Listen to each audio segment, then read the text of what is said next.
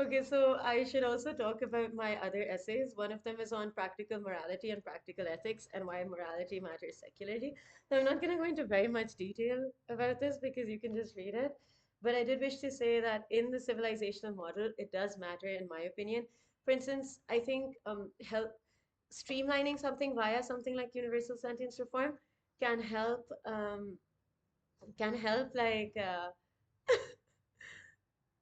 it's sorry, I'm laughing at how I look. Can help oh no, can help I don't know how to edit, so I'm not gonna crop this. But basically it can help listen, let's start again.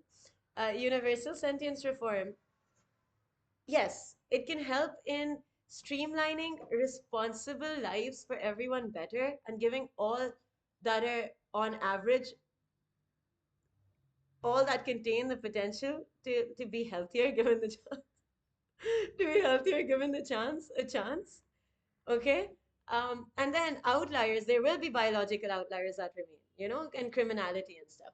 It will be easier to spot them and it would even be easier to contain them in healthier ways while the rest of society is a little more regulated than before. And universal sentience reform would also need to preserve a hierarchy of values not imposed but historical and organically emerging. So for instance, if I steal your property, it can be bad for, let's say all of society. And this is explained in detail in my essay on cross-cultural anthropological practical morality. And it's secularly and religiously justifiable, whatever your religion. But if you disagree with it, it has degrees of morality too. So, but then let's take an example of something that's like not gray. Let's say I kill your child and I steal your property.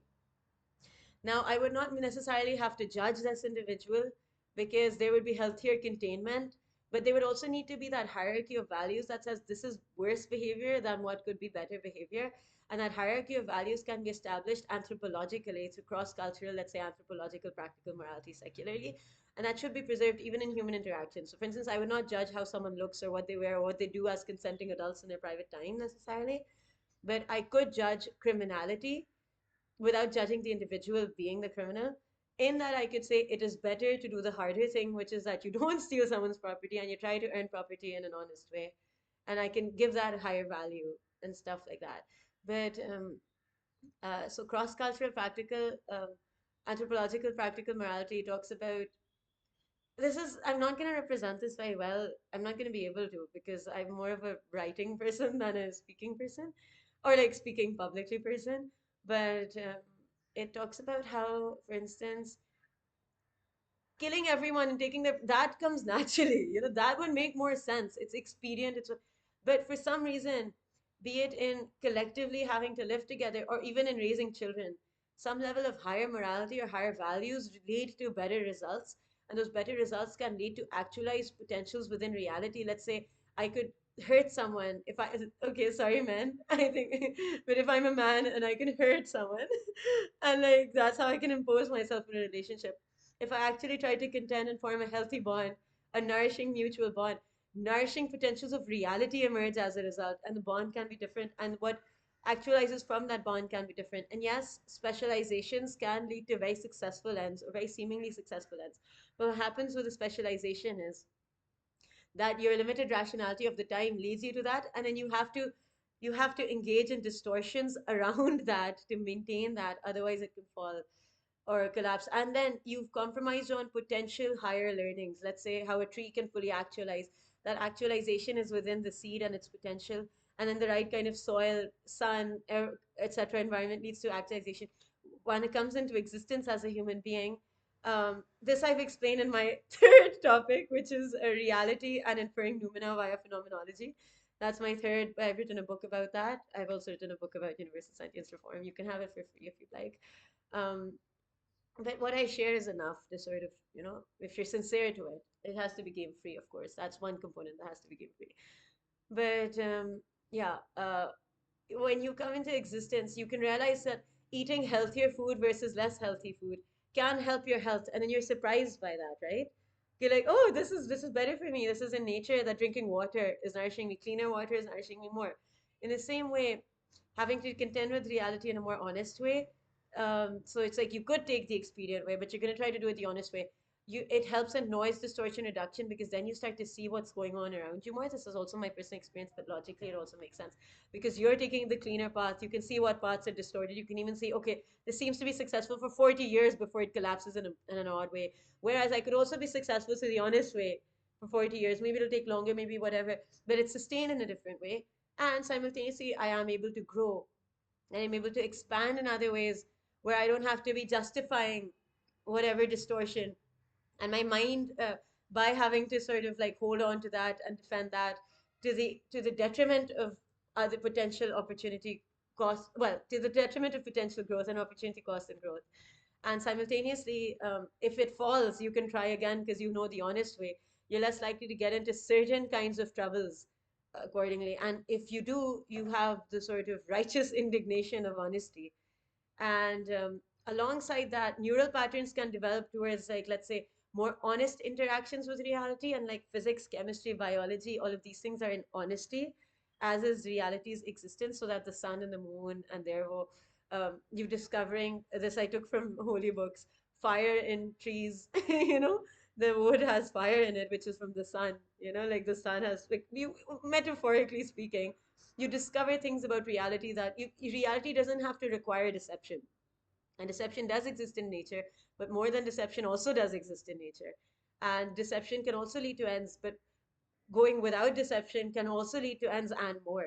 And the opportunity cost is not incurred of compromising on, let's say, honesty, etc.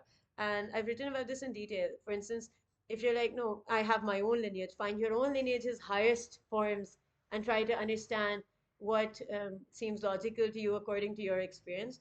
And if you don't have your own lineage, what you can do is you can use my model on cross-cultural anthropological practical morality, which is to see morality that emerged independently cross-culturally through history and kept coming back, and what benefits it may have led to, what errors its absence may have resulted in, or what errors it may have resulted in.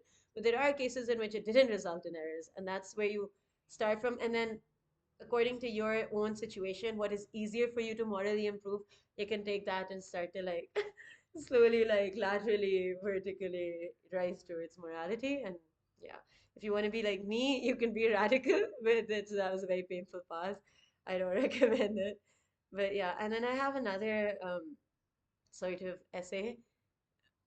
I wrote a book about this. It's about inferring noumena via phenomenology, which talks about how you are real, whether you are in a dream, in a simulation, in an illusion, or anything else. You are still as real as baseline reality. And so you have to navigate reality in two ways. Like, this has practical implications. You have to navigate reality in two ways. One is what is emerging around you so that you navigate that optimally and understand it optimally. And second is that you are as real as a being outside that might be running a simulation, or a deeper layer, because you have to exist on a substratum of reality to exist at all, especially within duality, which is explained in the essay in detail, and its implications, and then how, like, let's say, consciousness should be brought into axioms of physics and not just taken out of metaphysics, just metaphysics, because I think it needs to be demystified because of, let's say, the impact consciousness is able to have over a body with a natural source. So consciousness does not have a source of electricity that I've plugged in a human being. It emerged from nature. It's a natural biological source through a process, yes, that involved humans, as far as we're aware, in the human example, at least, let's say, because I'm taking the human example, but that is in nature. And then a child emerges that has consciousness from biology, and that consciousness is able to, let's say, on average, impact other forces of nature, let's say gravity, like the pull of the Earth's gravity over this body, even so that this person can stand upright in limited ways. And best seen in the example of someone standing upright, shot at death, and all other natural physical forces are allowed to take over. Just because it is observable in reality, in human beings, for instance, even in your own self, for instance, or in breathing. So in breathing, you're resisting sort of the pull of to gravity for some sort of natural source to be able to create movement or create rhythm. And but particularly, I'm giving the example of gravity, so movement. And then when you fall at death being shot, it's a dark example. All other natural physical forces are allowed to take over to no return from that source giving inputs again. And so why the logical jump? Yes, to quantize it, one could say first we quantize it, but it could also be first you observe it. what did Faraday do? He wasn't necessarily mathematically explaining things. He was explaining observations, if I'm not mistaken. So if there is an observation that this impacts other natural physical forces that you see manifested in physics or represented in physics, to the extent that there's just this gap when it comes to this, I think it should be demystified, taken out of metaphysics and brought into axioms of physics. And that can lead to its being ability for it to be quantized. It can lead to whole dimensions of study. And I was curious as a result that because humans have ex- humans have experienced discrete reality as much as classical reality throughout their existence in going to sleep naturally, and then everything shuts off, including like experienced reality. And there have been two known cases that are exceptions that have claimed they were exceptions that haven't been studied. One was Al Herpin, who claimed he never slept. There was no evidence of this. And one was Thai Ngok, if I'm pronouncing his name right. He said after 20, he could never sleep again. But till 20, naturally, he did experience that like shutting off of reality and then like coming back into existence and like, oh, well, suddenly reality has emerged again in like one go. So discreteness has been as real to the human lived experience. Even in that case, it's nearly 100% because it's two out of billions in history. Like maybe God knows how many billions of people. I mean, no, we have like about 8 to 9 billion now, or less than 9 billion. But like all of history, these are the only two examples that we have, but they don't have evidence.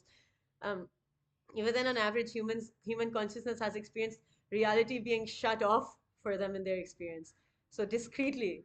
And so I gave the example of blinking as like, one thing, but then also like sleeping naturally being a thing. So how can we say that we have only experienced classical reality and discreteness was a surprise?